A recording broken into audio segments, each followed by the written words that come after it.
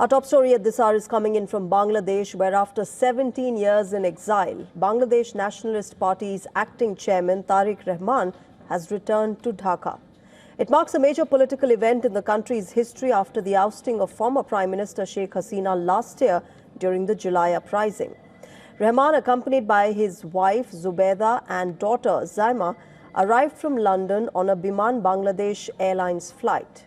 The flight made a stop in Sylhet before heading to Dhaka's Hazrat Shah Jalal International Airport.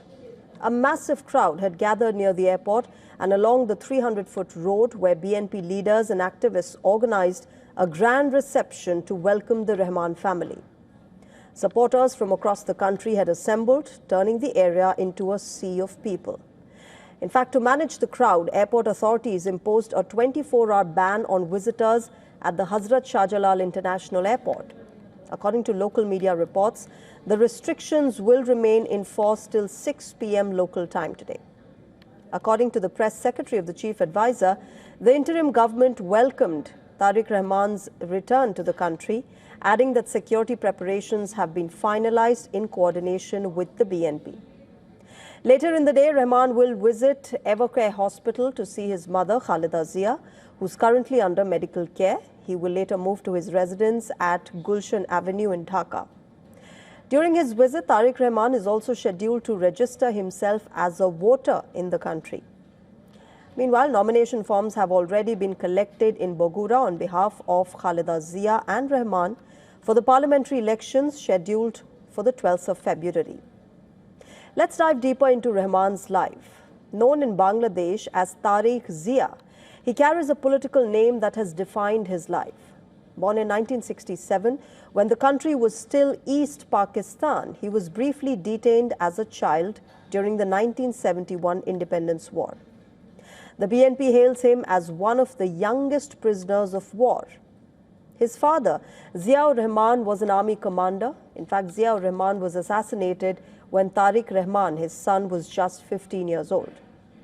The younger Rahman grew up in his mother's political orbit as Zia went on to become the country's first female prime minister, alternating her terms in power with Sheikh Hasina. Rahman was arrested on corruption charges in 2007 and claimed that he was tortured in custody. Freed later that year, he flew to London in 2008 for medical treatment and did not return up until now. And for more on this, WION's Assistant Editor of Foreign Affairs, Siddhant Sibal, joins us. Siddhant, this is an extremely important moment for Bangladesh's political history. Tarique Rahman returning, a sea of crowd welcoming him reflects the kind of support that the BNP and Tarique Rahman enjoy at the moment, right ahead of the elections. Take us through the significance and, of course, what's lined up later in the day today for Tarique Rahman. Well, correct. It's a big political moment for Bangladesh's history, coming just weeks before Bangladesh goes to election. Now we know that the BNP plans to contest the elections.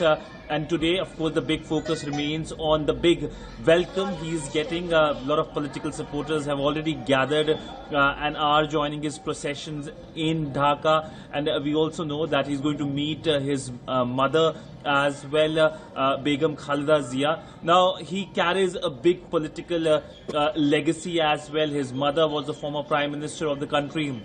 His father was one of the key architects of the country and played an important role in the independence of the country as well.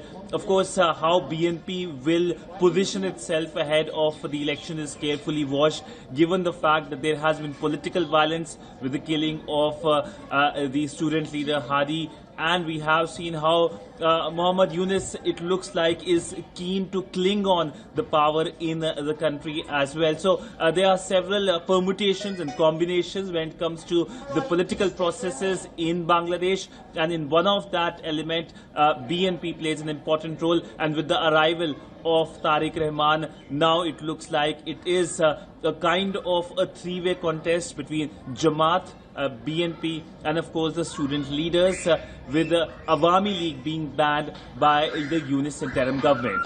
That's right, Siddhant. We'll have to wait and watch how this electoral battle now moves forward. We'll keep an eye on the latest that is happening as far as Tarique Rahman's visit is concerned. Thanks very much, Siddhant, for joining us at the moment and taking us through the updates.